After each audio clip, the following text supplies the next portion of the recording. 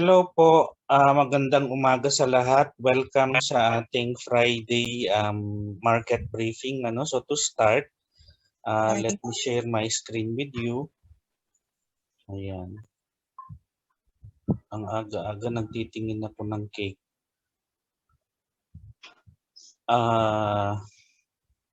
So start po tayo sa euro. Just a little bit background there on the stance of the European Central Bank as represented by Lagarde, or as demonstrated by Lagarde. European Central Bank did not hint or they continue to take a passive stance on the interest rate. So ibig sabihin, dovish pa rin ang kanilang stance sa kanilang interest rate. Nor did they hint on any on immediate future increases or any slowing down on the buyback of bonds. So kaya po ang euro bigla pong bumagsak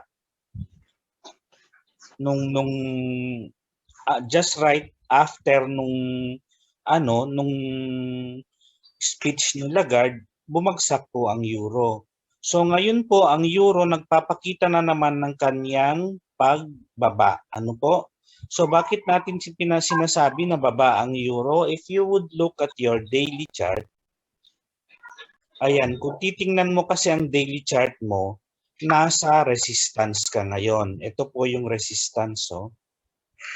This is the resistance sa daily mo coming from previous support siya dito. Support, nag-support, false break, nag-support ulit. Ngayon, nag-resist naman siya dito. So, coming from that resistance and nagkaroon ng reversal dito, this could either be a shooting star or a, ayan, shooting star po, tama. Shooting star to, no? So, reversal po yan, which would mean, kaya pag kinombine mo itong tatlong ito, if you are going to combine these three candles here, three candlesticks, does it still point downwards? So, ito yung open, ito yung close. So, indecision siya, pero pula pa rin yung kulay niya kasi mas mababa pa rin yung ano niya. So, pababa pa rin ang bias ng daily mo. Pero ang ano niya, ang market structure niya ay siyempre paakyat, no? Kasi itong tuloy-tuloy na ano dito, paakyat yung market structure mo na break na to, nag-aantay lang tayo ng correction dito. So yung correction lang inaantay natin dito kaya ko sinasabing pababa. Because we would want to see some correction here before we can say that it is a healthy uptrend. So medyo magko-correct lang siguro yan. I don't know if it's going to correct or reverse. Pero as of now, I will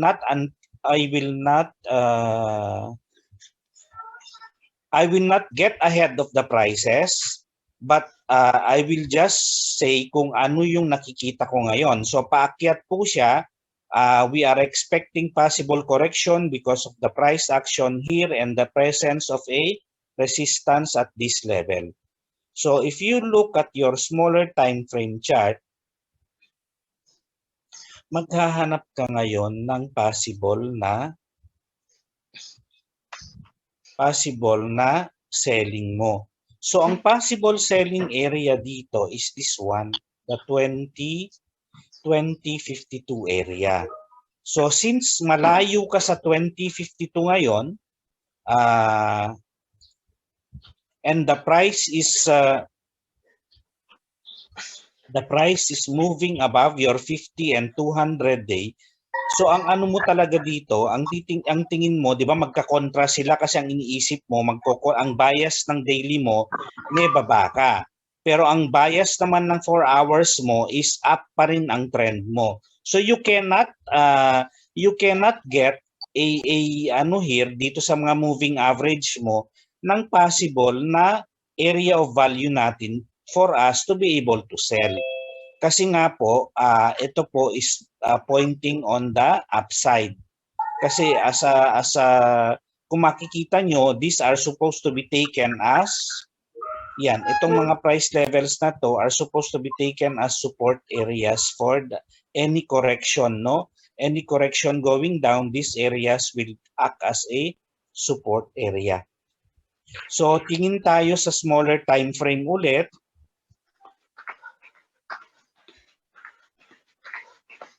Ayan, kung nakita nyo sa smaller time frame nyo, meron kang dire-diretso na akyat ng presyo, ano? Pero yung dire-diretsong akyat ng presyo, nag-break na po siya.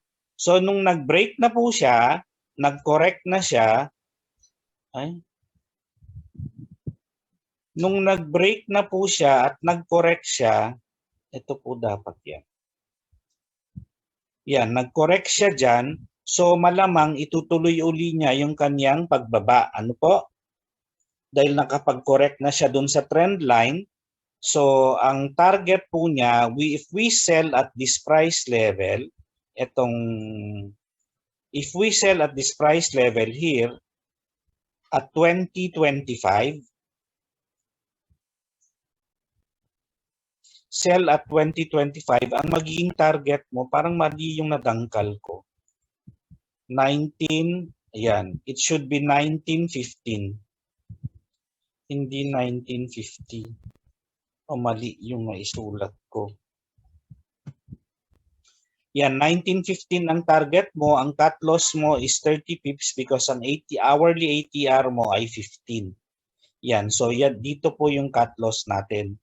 Ang euro po sa ngayon ay hindi po masyadong maliwanag ang direction niya kasi meron kang opposing signals on the daily, the 4-hour, and the hourly. Ayan, so sa British Pound naman, kung wala na pong tanong sa euro, tayo po ay gagawi sa British Pound, no? Ay, nagalaw.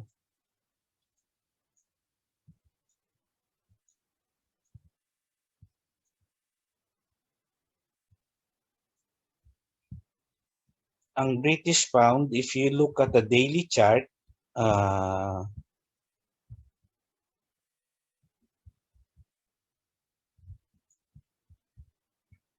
yan, ang daily mo, di ba, sabi natin the last time we spotted this, it was a rectangle formation. So every time na mag-hit siya dito, nagko-consolidate siya, bababa siya. So nung nag-hit po yan dito, nagkaroon ng reversal signal.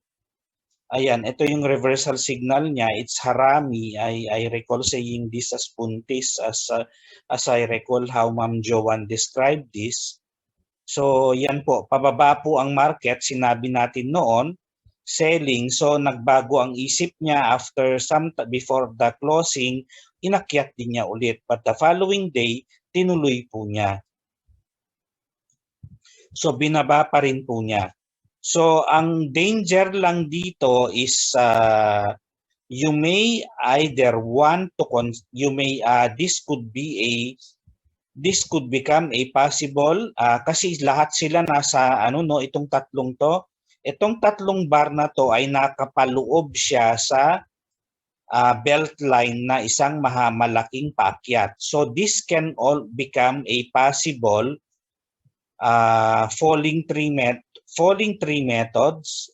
Ibig sabihin pag nag-falling tree methods po ito or falling tree soldiers, ito po ay aakyat. Ito kasi parang letter N po ang ano niyan. It is usually a continuing pattern na ang itsura niya ay letter N.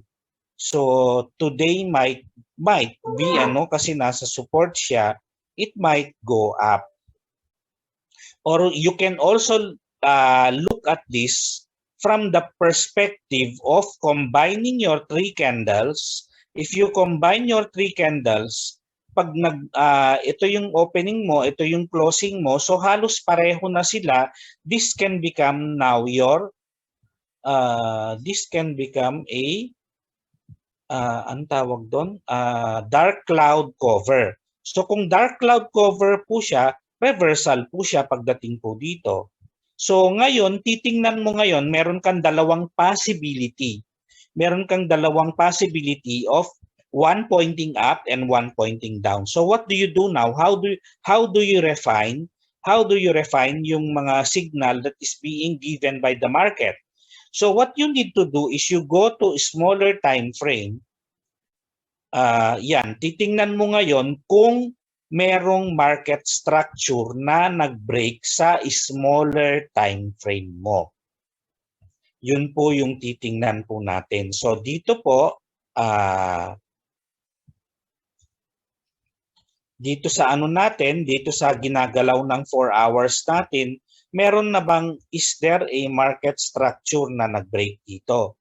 Meron po, di ba? Ito po yung first na ano niya, ito yung first na low mo na na-break niya, ito, yan, or either yan or ito yung ano kasi dito nagkumpul yung mga closing prices, ano? So ito yung first low mo, and then ang ano mo na lang dito, tinitingnan mo is second time na ma-break ito po. That will now confirm the downward movement of the price. So far, ang nakikita mo dito, ang bias niya ngayon sa smaller time frame mo is kasi meron nang nag-break na market structure, and if you would want to confirm, bakit ba ayaw?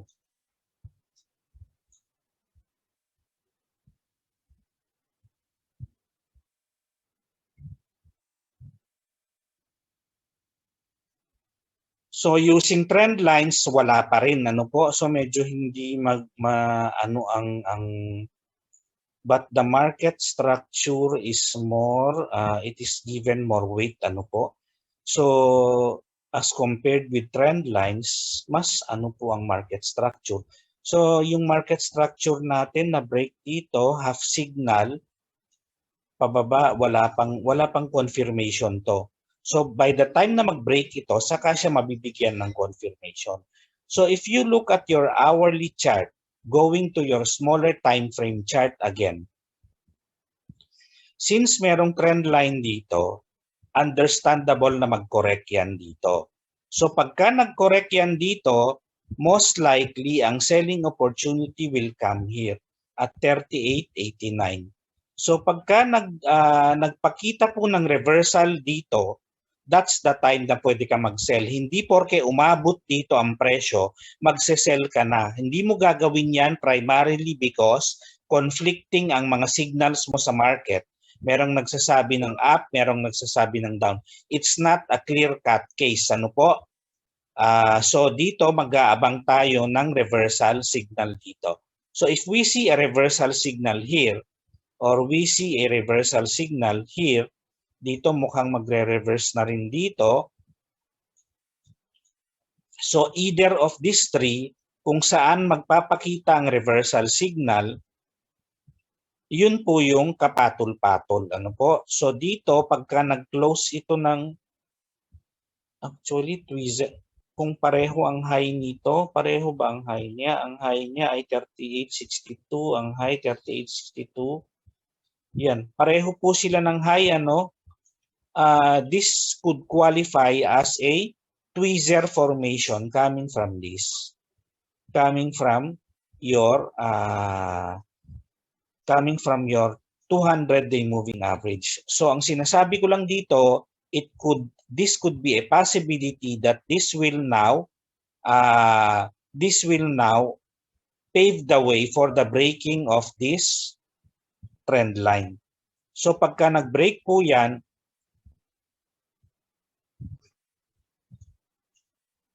ayan, so pagka nag-break po itong trend line na to,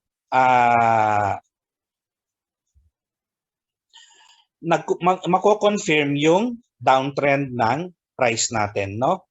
So kasi dito sa hourly mo, kung titingnan mo, meron ka namang price market structure dito, nag-break na yung, nagkaroon ka ng half signal dito. So we are just waiting for the confirmation of the break of the market structure, and it might come at the break of this price level, or the break the signal might come from the reversal coming from 200, from either from 200 or from 26 or from 38, from 50-day moving average. Usually po kasi nag-aantay po ako ng hapon. So usually dumadating yan dito. But for now, parang hindi na siya aabot dito kasi meron ka ng reversal dito.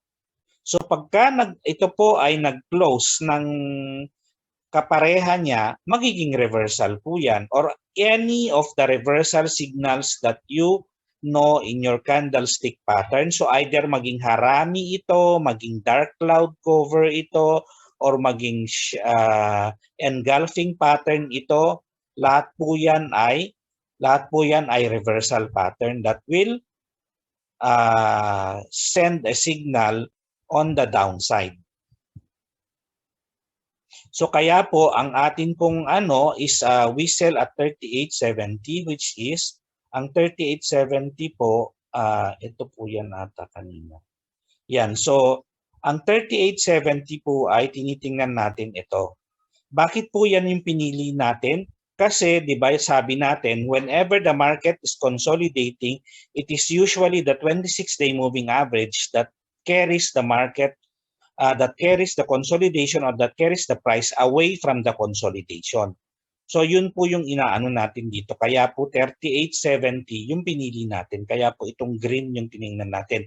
Pero ang sinasabi ko lang, baka hindi po umabot dyan ngayon kasi because ito na nga po siya. As early as now, you are now able to discern yung tweezer formation dito sa taas. Ayan. So, yung tweezer formation po kasi hindi siya dependent sa closing price nito.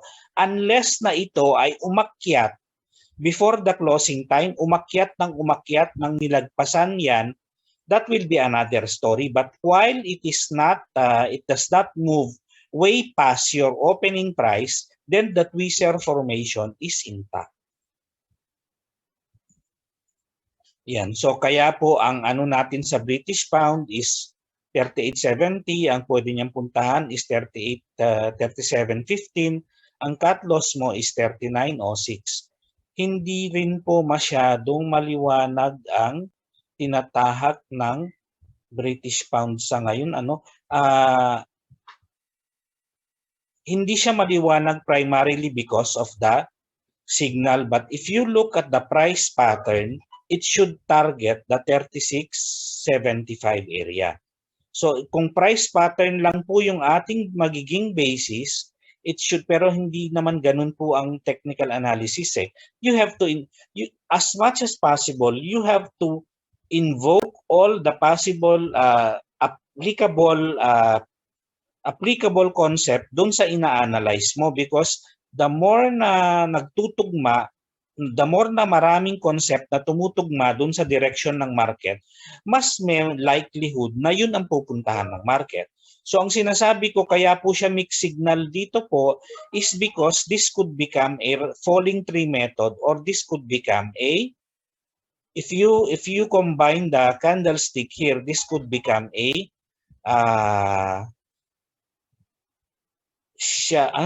dark cloud cover. Ano po? This could become this is a dark cloud cover. Pag pinag-combine mo itong tatlo rito, dark cloud cover po yan. So dark cloud cover could mean a reversal pattern. Pero pagka ang kinonsider mo naman ito ay falling tree methods, ito falling tree methods to, dapat itong bar na ito is paakyat. Ang nagbibigay pa po ng ano niyan ay itong moving average na nakatuntong siya ngayon sa moving average. So malaki din ang possibility na umakyat po yan. So if you look at your candlestick now, o yung formation ng ano mo ngayon, yan, kaya po tayo nag-sell lang because a market structure is telling us that there is half signal that it is already broken. So, ang inaantay lang natin, tumuloy yan, mag-break dito para ma-confirm natin na pababa ang market. Ibig sabihin, bakit ko sinasabi yan? Kasi you would want to know kung ano nga ba ito. That answers, pagka na-break ito, it answers the question sa daily mo, whether your daily is a dark cloud cover, or a falling tree methods. Ano po? So kung wala na pong tanong sa British pound natin, tayo po ay pupunta sa Australian dollar. Ang Australian dollar naman po, kung titingnan nyo ngayon, ngayong araw ay yan. So meron kang tak tak tak tak tak. Ito opening mo. Ito ang closing mo. Opening, closing. Ayan. So meron ka pong shooting star dito. So pagka pinag-mix mo kasi itong lahat ng candle na ito, it becomes a shooting star. So ito yung opening niya, ang itsura po niya.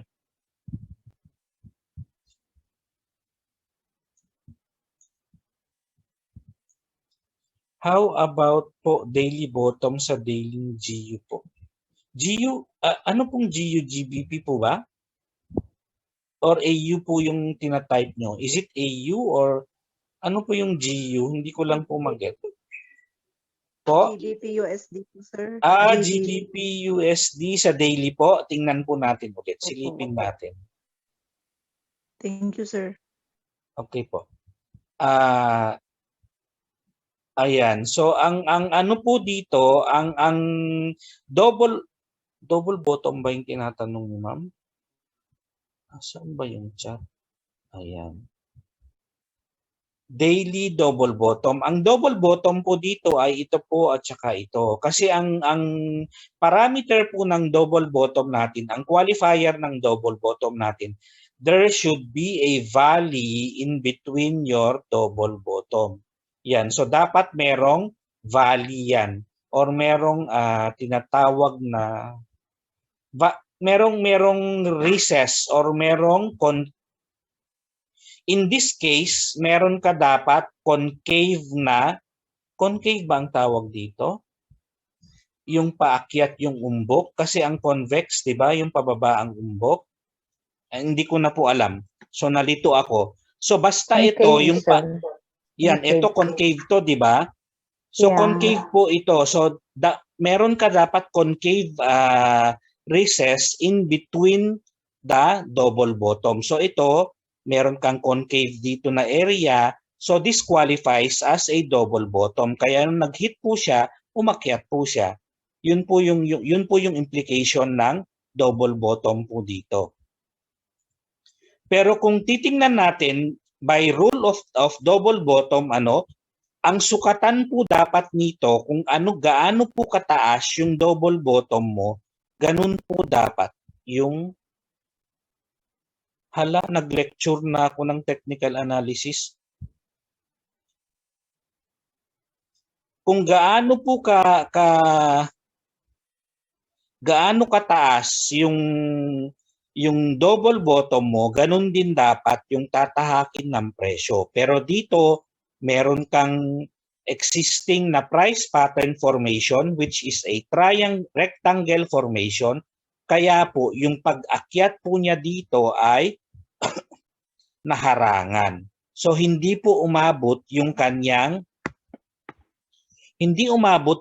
pag-akyat dahil kung makikita mo yung action ng kanyang akyat, iisang line na paakyat towards a resistance, which we always say that any steep rise towards a resistance or a support area is more likely to be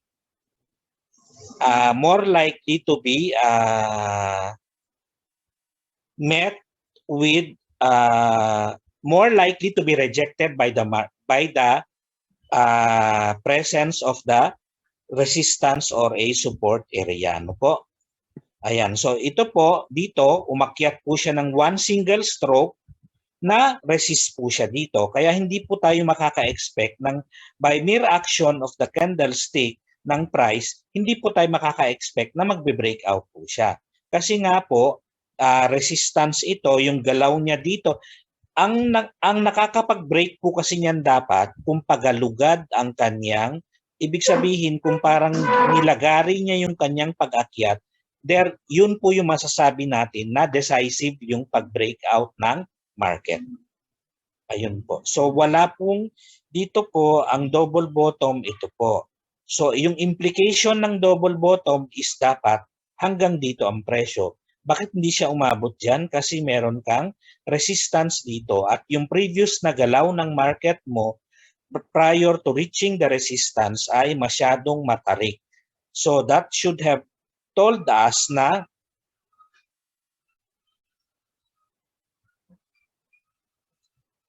kung sa candlestick reversal, alin po ang mas tinitingnan ng mga institutional traders? Clear.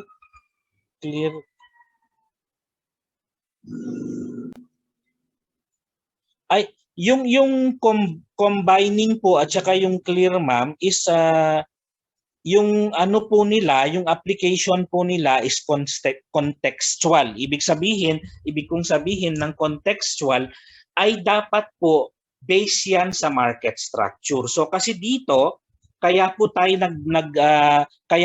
nag-combine dito kasi tinitingnan natin ano po ba yung market structure ngayon.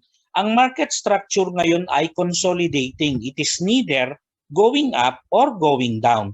So most likely, kung titingnan natin yan, kung consolidating ang market mo ngayon, we just want to look for the prevailing psychology of the market when we combine yung candlestick natin. Kasi kung ganito po, di ba sabi natin kanina, di po ba, there is a likelihood na ito po ay mag-form ng falling tree methods. Ano po? So dito po, mag-form siya ng falling tree methods dito. Pag nangyari po yan, aakyat po ito. So pag yan po ang tiningnan ng market, pag ito po ang tiningnan ng market, magiging blue line po ito. It may possibly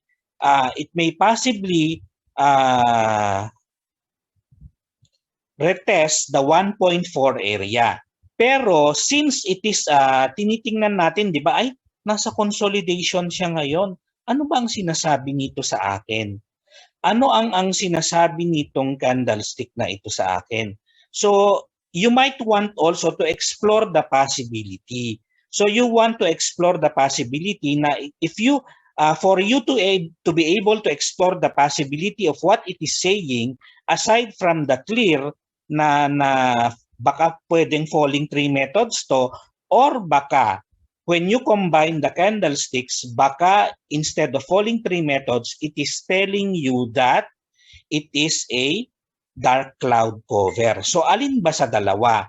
So ngayon, dyan yung sinasabi natin na sa technical analysis, you apply some degree of judgment call. So yung judgment call natin will be, ang basis ng judgment call natin kung gaano po karami yung nare-recall natin na mga concept sa technical analysis. So ngayon titingnan mo to, sabihin mo pwedeng mag-ano siya, pwedeng mag-dark cloud cover siya, pero again, you will have to apply yung multiple time frames mo. So talon na lang tayo sa hourly, no? So dito sa hourly natin, nakita mo may half signal ka na nang nag-break ang market structure mo. Yan, ito yung half signal ng break ng market structure mo kasi this was the previous low, tapos umakyat siya ulit, hindi na na-break yung previous high mo.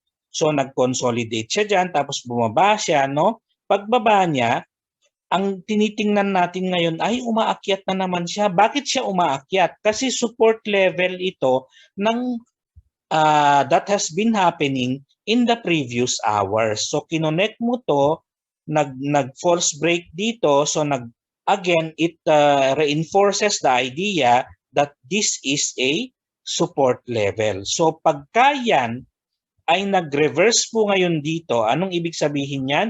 This could possibly be a setup before the breakout. Ayan po yung tinitingnan natin. Pwede ba siyang mag-breakout dito? So pagka nag-reverse po yan dito, nagkaroon ng reversal signal, yan, buntis formation ito, no? Kasi 1/4 siya ng size ng, hindi ko pa sinasabi na ito ang mangyayari ha, but by the looks of it, ito po ang tinutumbok niya ngayon. So pagka ito po ay naging reversal, either ay hanging man or a whatever, kung harami o kung ano man siya, no? Kasi ang classic textbook formation ng hanging man dapat merong gap ng konti dito. So dapat familiar na familiar po kayo sa mga formation para po maano po ninyo kung ano po yung pinupuntahan ng market. So tiyaga-tiyaga lang, it takes time, ano po. Wala naman pong negosyo na isang araw mo lang pag-aaralan, tatakbo na. So dito, pwede siyang mag-reverse. Pag nagpakita siya ng reversal dito at nag-break itong previous low na to, so that should confirm the downward movement of the price. Ngayon, kung medyo medyo aggressive ka sa market, you can take your chances here. Kasi bakit mo pwedeng i-take yung chance mo dito? Kasi meron kang half signal dito. Ibig sabihin, sinasabi niya sa'yo na malamang dyan ang punta ko, malamang pababa ang bias ko. Kasi nagkaroon na ako ng half signal dito na pababa. Tapos yung mga moving averages mo malapit ng mag-crossover. So they are about to make a crossover move. Ibig sabihin ng crossover, nagko-crossover yung lower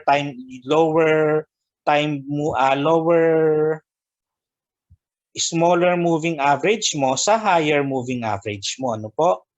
So yun po lang po yung ano doon. So kung may question po kayo, feel free to ask po. Ayan, itong mga dinidiscuss ko sa inyo, hindi po naman ito ibig sabihin guaranteed. Ito po ay naaayon lamang sa aking pagkakaintindi o naaayon lang sa aking alam sa technical analysis. Siyempre, kung kulang yung alam ko sa technical analysis, kulang din yung na-explain ko sa inyo. So ito po ay based lamang sa aking nalalaman. Ano po? Hindi po ako I do not profess myself to be impeccable when it comes to technical analysis. So ibig sabihin hindi po ako parang santo papa dito na infallible pagdating ng technical analysis. So ang sinasabi ko lang kung ano yung pagkakaintindi ko base sa alam ko sa technical analysis. So it is up to you to weigh kung ano po yung pwede ninyong tahakin pagdating sa pag-iintindi ng technical analysis. So kung wala na pong tanong dyan, tayo po ay lilipat sa AUD-USD. Ang AUD-USD naman po ay so parang yung ano din, no? Para siyang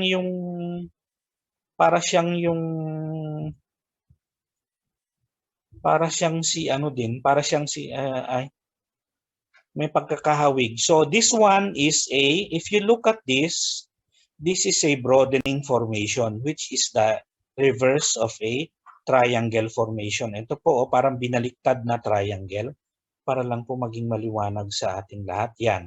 Kasi ang triangle formation po is dapat ang triangle formation dapat po ay paganito. Ano po? So since pabaliktad po siya, para siyang lakos, nakabukaka yung buhaya mo, ang sinasabi po ng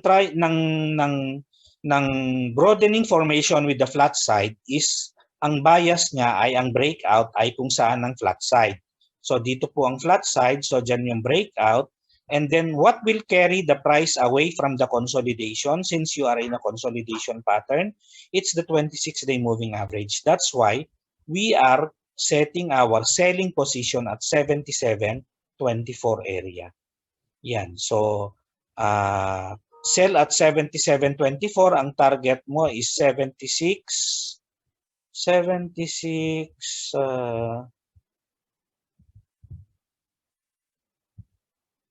nagalaw po ata ito.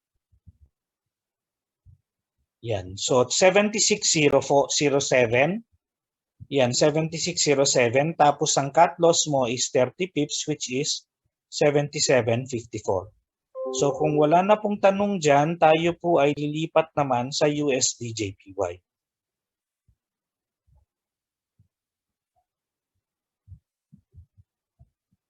Yung mga dinidiscuss ko kanina sa inyo are merely scratching the surface of technical analysis. If you would want to know more about technical analysis, you coordinate with Ma'am Joanne and learn from her how to join yung ano po natin, yung technical analysis, yung advanced class po natin every Saturdays para po maka ano po kayo kasi sa iba po mahal po 'yan. If like if you would like to learn, I don't know how they discuss technical analysis in Ateneo ano po hindi ko alam kung gaano ka-comprehensive ang kanilang discussion or ano ang style ng kanilang discussion, but they charge 50,000. Yan. So, dito po, hindi po ako nagcha-charge. Ayan. So, ang USD-JPY naman, kung titingnan natin, ay dire-diretso pa rin ang kanyang pagbaba, lalong-lalo na if you look at your yan. So, kung titingnan mo ang daily chart mo, siya ay nag-break na ngayon ng market structure, no? Siya ay meron kang half signal na nag-break. So, dito po ngayon, it is possible na umabot po na siya hanggang dito bago po siya mag-correct. So, kung titingnan natin yung ating 4 hours, nakikita mo naman sa 4 hours mo na yung pagbaba niya, it pays respect to the 26-day moving average. Yan. So, ibig sabihin, maano pa rin, medyo mabilis-bilis pa rin yung kanyang pagbaba because if you look at this, kung titingnan mo yung angle ng iyong descent ng prices mo, it is within the range of 45-degree angle. So, yung 45-degree angle mo, usually nagpe-pay respect pa rin sa 26-day moving average. So kung ito ay papaakyat, kung ito ay aakyat ngayon, mag-aabang ka dito sa 26-day moving average mo ng 4 hours mo. So 108.20 ang selling mo. So 108.20 po yan. Tapos ang take profit mo is 107.60. Yang 107.60, nag-minus 60 na lang ako dyan kasi wala akong makitang dito po kasi from this point up to this point, kumbaga sa dagat, trench po 'yan. Ibig sabihin wala kang plateau na pwedeng tuntungan diyan.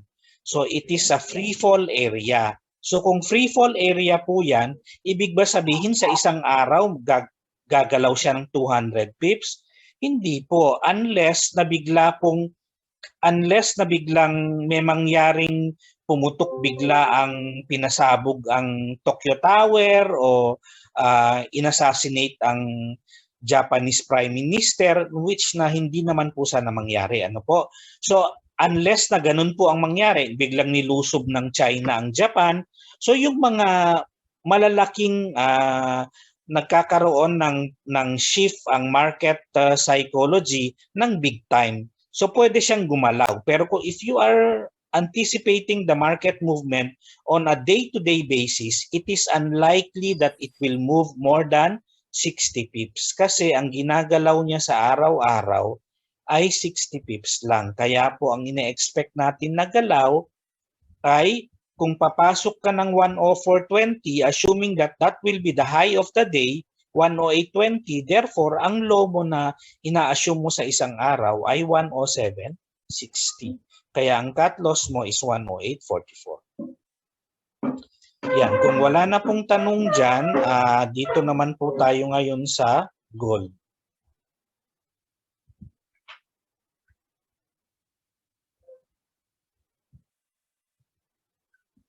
Yan, so yung gold po natin,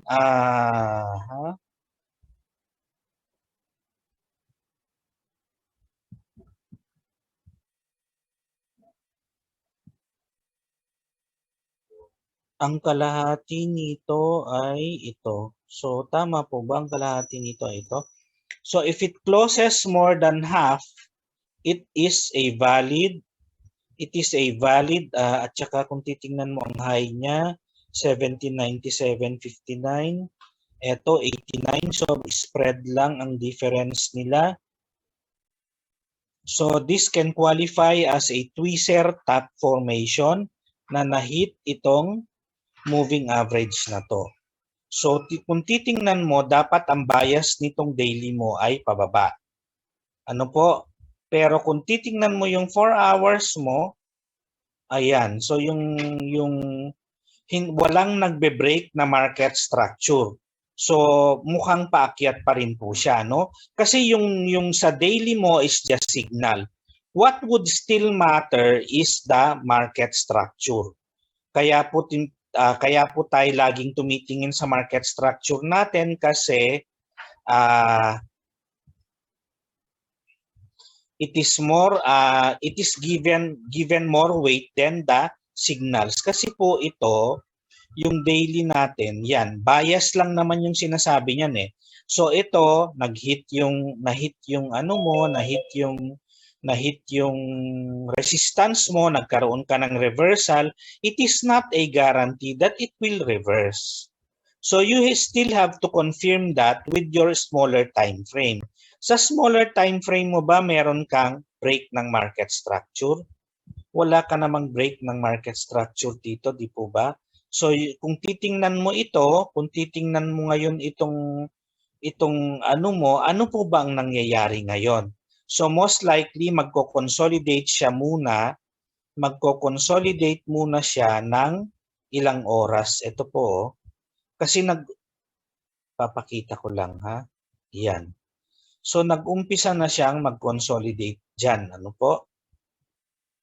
Yan. So it might form a distribution pattern here. This might become a distribution pattern. So kung yan po ay magiging distribution, if you confirm that with a 4-hour chart, kung titingnan mo siya ngayon, sa 4-hour mo, tuloy pa rin siya, no? Tuloy pa rin yung kanyang pag-akyat. Wala pang nagbe-break na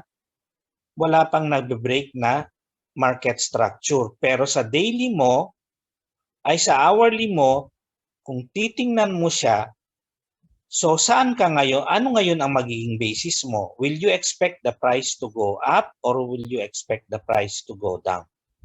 So kung titingnan mo, malamang kesa hindi, magko-consolidate lang po siya within the day.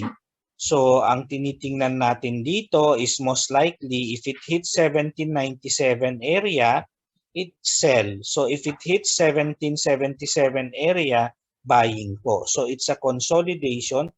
So 17, ilalagay ko lang po dito.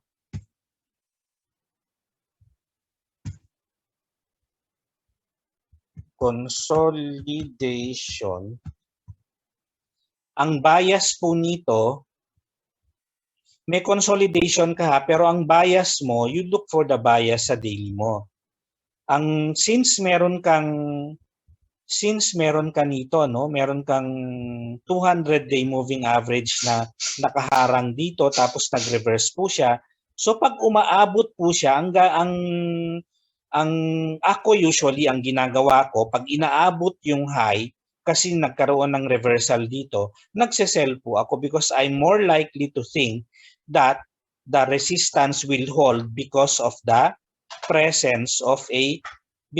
consolidation pattern that is happening and because of the presence of this 200-day moving average dito na nag-reversal po siya dito. So kung magko-consolidate man po siya dyan, yung breakout po niya, medyo mag-aantay pa tayo ng konting panahon. Ano po? So dito, ang ilalagay natin dito, nagko-consolidate siya, sell at 1797 anong area to? 1797.59 or 0.89, no? 17.59. At buy ka naman pero kung ganyan, ang bias mo nasa downside, mas malamang po na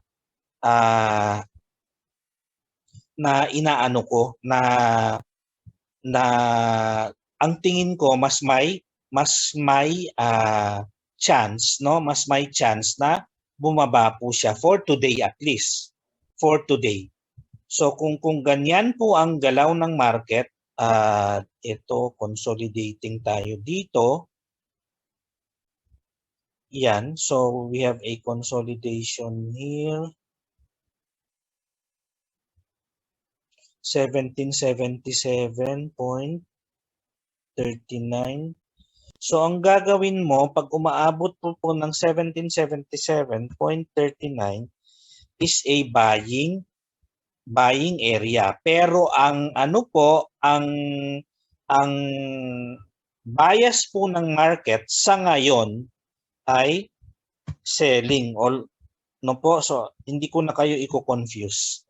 Yan. So kung medyo confused kayo kung ano yung sinasabi ko kanina, please feel free. Bakit ganito yan? Bakit may buying ka? Bakit may selling ka? Kasi nagko-consolidate ang market. Ibig sabihin ng nagko-consolidate ang market, yan, pwedeng pag umabot dito, aakyat. Pag umabot dito, bababa. Pero ang mas malamang na gawin niya ngayong hapon, ngayong araw ay bababa yan, mag-break siya dito. Kasi bakit natin sinasabi? Dahil we are expecting a correction from the market. Correction up to this level. Correction up to 1755 or 1762 area.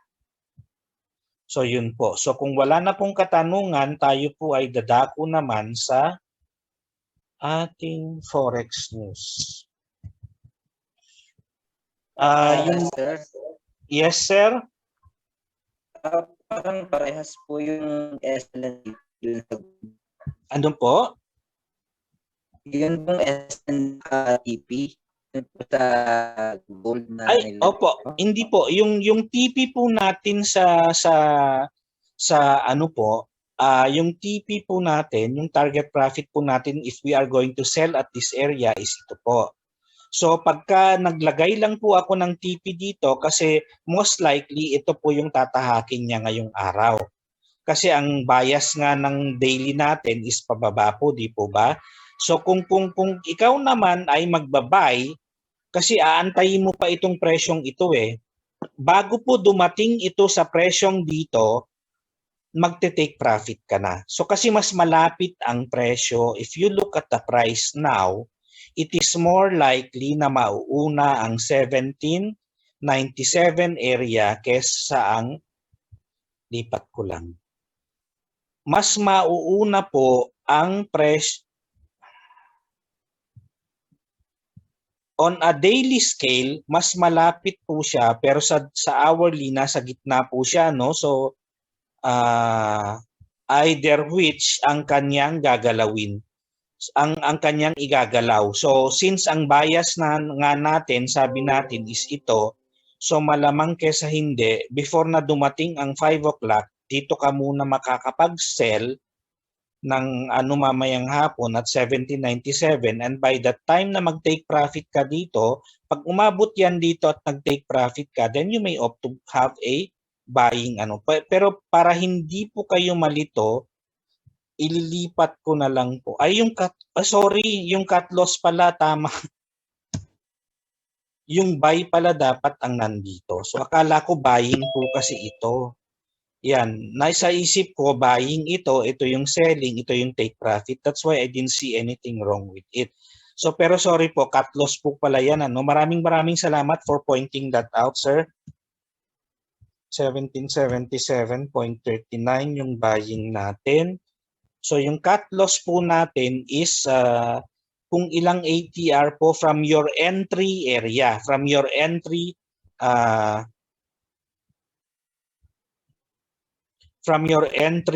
position. So 3.96, sabihin mo ng 4, kaya po 8 yan. So $8 ang cut loss mo saan man, whatever way, kung saan man pumunta yung 8 USD. Para lang po maliwanag yan, 8 USD from entry. Ano po? So entry from 1797 or entry from 1777 area. Yan, so it's $8. Kaya nagko-consolidate po siya pero ang bias po niya ay selling.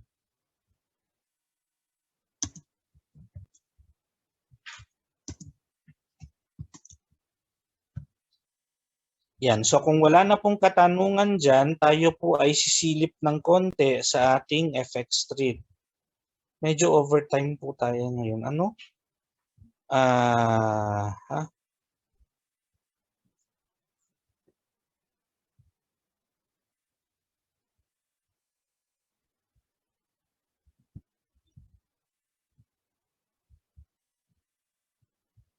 Yan, so ang GBP, mamayang hapon ng 2:00, expect na medyo volatile ang market because you have consumption spending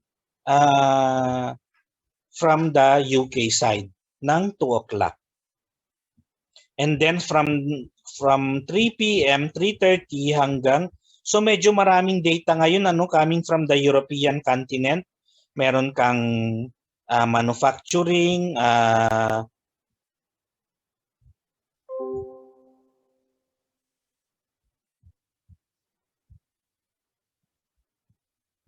so puro manufacturing po ito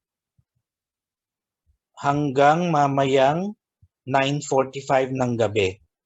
Tapos pagdating ng 10:30 ng gabi, meron na namang speech si Lagarde. Ayan. So tapos hanggang madaling araw na, wala naman na madaling araw, mapusyaw na yung mga ano. So medyo volatile po ang market sa ngayong araw starting at 2 o'clock up to 10:30 ng gabi.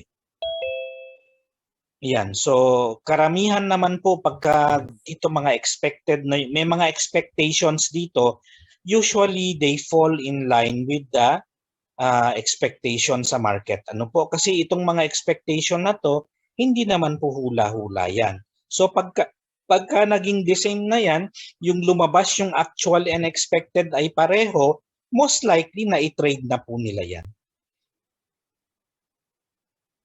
Nagkakatalo na lang yan pagka lumalayo yung actual sa expected. PH time po bang nasa gilid? Opo. Ito po ay local time po natin kasi nai-adjust na po yan sa local time po natin. Ayan po. So makikita mo +8 na siya, GMT +8. Ito pong oras na ginagamit natin. So on that note, maraming salamat po for joining us and hope to see you all again on Monday po. Ay, Tuesday pala.